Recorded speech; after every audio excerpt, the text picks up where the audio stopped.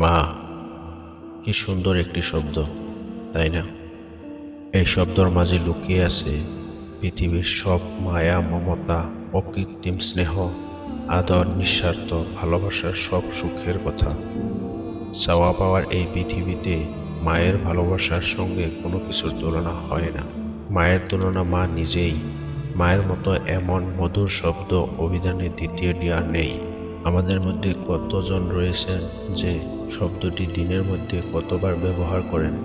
সন্তান জন্ম একজন মায়ের কাছে সব থেকে সেরা এক মুহূর্ত। 10 মাস নিজ গর্ভে ধারণ আর তাকে প্রথম কোলে নেওয়ার মুহূর্তের কাছে কোনো কিছুর তুলনা হয় না। মা যেন সীমার মাঝে অসীম। মায়ের স্পর্শে সন্তান ধীরে ধীরে পূর্ণ মানুষ হয়ে ওঠে। পৃথিবীর সব ধর্মের মায়ের মর্যাদাকে উৎসাহীন করেছে। যখনই সন্তান বড় হয়, আস্তে আস্তে যেন এই সম্পর্কের মধ্যে গ্রাস করে নেয়। সন্তান আর মায়ের সাথে সেই আগের মতো স্কুলের গল্প করেন না, মায়ের সাথে টিউশনে যেতে পছন্দ করেন না, সত্য কলেজে ভর্তি হওয়ার পর যেন আর মায়ের সাথে কথা বলতে চান না, সত্যি বলতে বিরক্তি অনুভব করেন। বিয়া বাড়ি হওয়ার পর যেন মা জননীকে চিনতে চান না। এই সমস্যাগুলি আমাদের পরিবারের এক বিশেষ সমস্যা, যা দৈনন্দিন জীবনে আমাদের সম্পর্কে প্রভাব বিস্তার করেন। মায়ের মনে খুব কষ্ট পান এইভাবে যে সন্তান আর আগের মতো কাছে আসে না, সব কথায় বিরক্ত প্রকাশ করেন।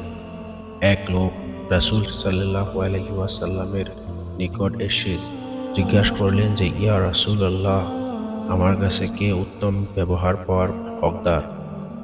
আমাদের রাসূল সাল্লাল্লাহু আলাইহি সাল্লাম বললেন, তোমার মা।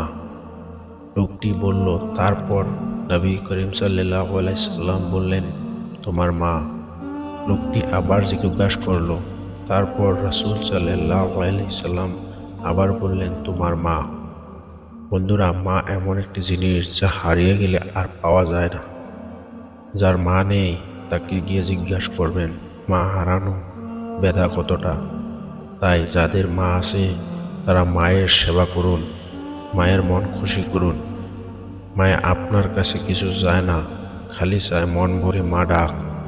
তাই মায়ের সেবায় নিজেকে জেহাদ করুন।